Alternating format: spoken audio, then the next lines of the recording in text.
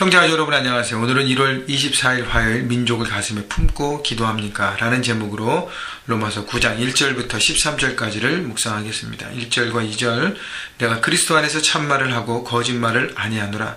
나에게 큰 근심이 있는 것과 마음에 그치지 않는 고통이 있는 것을 내 양심이 성령 안에서 나와 더불어 증언하노니. 자, 바울 안에 큰 근심, 다시 얘기하면 부담감이 있다는 것입니다.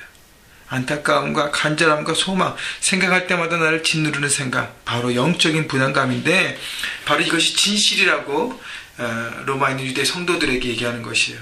왜냐하면 그 부담감의 대상이 바로 유대인이기 때문이에요. 3절 나의 형제 곧 골육과 친척을 위하여 내 자신이 저주를 받아 그리스도에게서 끊어질지라도 원하는 바라다.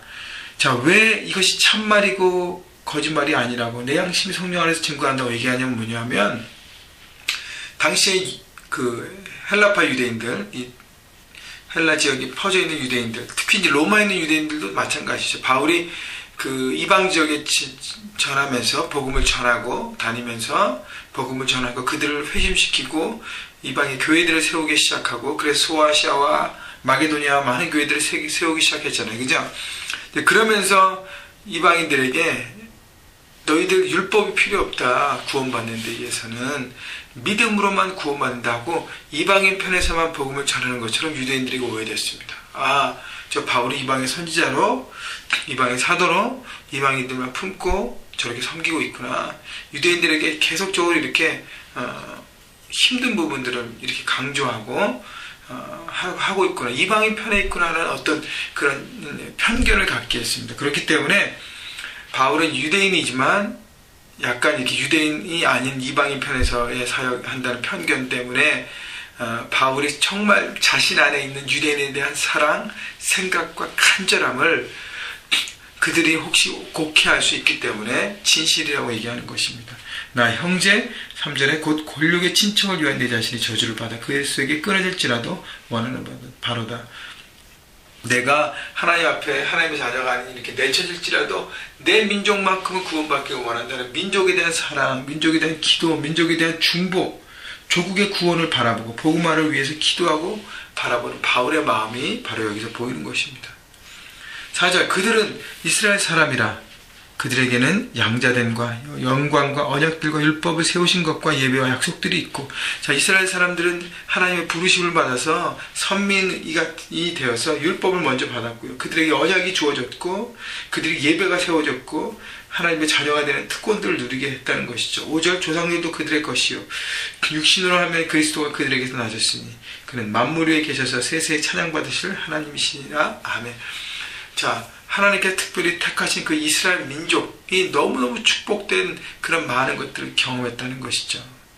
자, 그래서 이 축복된 이스라엘 민족이 거기에 머무르지 않고 이제 예수 그리스도를 통해서 주신 새로운 구원의 길을 붙잡고 겸손함으로 십자가 앞에 자신의 죄를 고백하고 믿음으로 구원받는 구원의 반열에 들어가기를 바울은 바라고 기도하고 있다는 것입니다.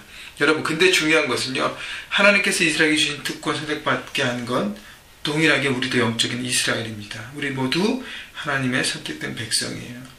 그렇기 때문에 여러분의 골육 친척, 여러분의 주변 가족과 친척 중에서 예수 그리스도를 믿지 않는 어둠 가운데 있는 잃어버린 영혼들이 누가 있는지 돌아보셔야 합니다. 그들을 마음의 안타까움으로 품으셔야 돼요. 그리고 그들에 대해서 중보하고 정말 그분들이 주님을 앞에 나와서 복음을 듣고 하나님의 자녀가 될 수 있도록 여러분 기도하고 애쓰시고 계속적으로 끊임없이 간구하셔야 합니다. 또 여러분 우리 한국 민족이잖아요. 그죠? 한국을 위한 중보, 한국 교회가 거룩함을 회복하고 정말 세상에 영향력 있는 교회, 지탄받고 손가락질 받고 그런 교회가 아니라 정말 거룩한 영향을 미치고 이제 받아들인 복음을 삶으로 드러내고 세상 사람들에게 정말 빛과 소금으로 썩어지는 역할들을 감당할 수 있도록 여러분 기도하셔야 합니다. 또 우리가 미국에 살잖아요. 그죠? 미국 교회에서도 기도하셔야 돼요. 왜냐하면 미국의 크리스찬들 그래도 여러분 미국이 현재까지 이렇게 존재하고 계속적으로 번영하고 세계에 영향력을 미치는 것이 바로 청교도대 신앙의 뿌리에서 이 나라가 세워진 것입니다. 이 뿌리가 흔들리고 있어요, 지금 사실은. 그래서 여러분 기도하셔야 돼요. 미국이 살아야 합니다. 우리가 살고 있기 때문에.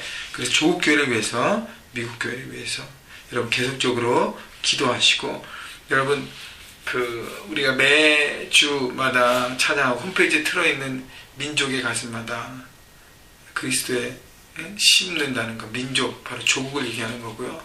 이제 또 미국에 살고 있으니까 미국이 또 새로운 우리 조국이 되어야 됩니다. 그래서 두 나라를 품고 기도하고 중보하시는 여러분 모두. 그래서 민족이라는 단어만 봐도 우리 찬양하기 때문에 마음이 뭉클하고 그런 마음이 드셔야 한다는 것이죠. 5절인가요? 죄송합니다. 6절. 그러나 하나님 말씀 폐하진 것 같지 않도다. 이스라엘에서 난 그들이 다 이스라엘이 아니요. 또한 아브라함의 씨가 다 그의 자녀가 아니라 오직 이삭으로부터 난 자라야 내 씨라 불리리라 하셨으니. 8절. 곧 육신의 자녀가 하나님의 자녀가 아니오 오직 약속의 자녀가 씨로 여기심을 받느니라. 자, 그래서 아브라함의 씨, 그러니까 혈통으로 인해서 된 이스라엘 백성들이 하나님의 자녀가 되는 게 아니라는 것이죠. 이제는 이삭의 씨라는 것은 뭐냐면 약속의 자녀, 믿음으로 이삭을 낳았잖아요. 그죠? 그러니까 믿음으로, 예수 그리스도를 믿는 믿음으로 오직 하나님의 자녀가 된다는 것입니다. 자동적으로 모태신앙이기 때문에, 내 부모가 크리스찬이기 때문에 나도 자동적으로 크리스찬이 되는 게 아니라는 거예요. 내가 믿음으로 예수 그리스도를 내 마음에 구주로 영접하고, 그리고 내 십자가로 내 앞에 내 죄를 고백하고 용서함을 받았을 때에 그때 우리도 하나님의 자녀가 되는 것입니다. 그래서 약속의 자녀가 씨로 여기심을 받는, 우리는 하나님의 약속의 자녀, 믿음으로 그렇게 되었다는 것입니다. 10절. 그뿐 아니라 또한 리브가가 우리 조상 이삭 한 사람으로 말미암아 임신하였는데, 11절. 그 자식들이 아직 나지도 아니하고 무슨 선이나 악을 행하지 아니한 때에 택하심을 따라 되는 하나님의 뜻이 행위로 말미지 않고 오직 부르시는 이로 말미암아 서게 하려 하사 리브가에게 이르시되 큰 자가 어린 자를 섬기리라 하셨나니 기록된 바 내가 야곱은 사랑하고 에서는 미워하셨다 함과 같으니라.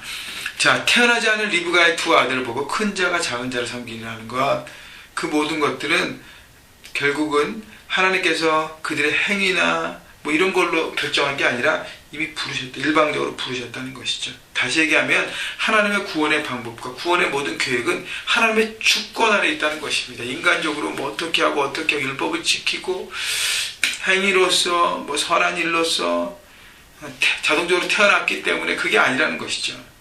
결국 그래서 십자가라는 유일한 길을 하나님께 주셨기 때문에 그 길을 믿고 의지하고 그 부르심에 반응할 때 결국 우리는 부르심, 그러니까 하나님 우리를 부르셨는데 그 부르심에 믿음으로 반응할 때 우리는 하나님의 자녀가 되는 것입니다.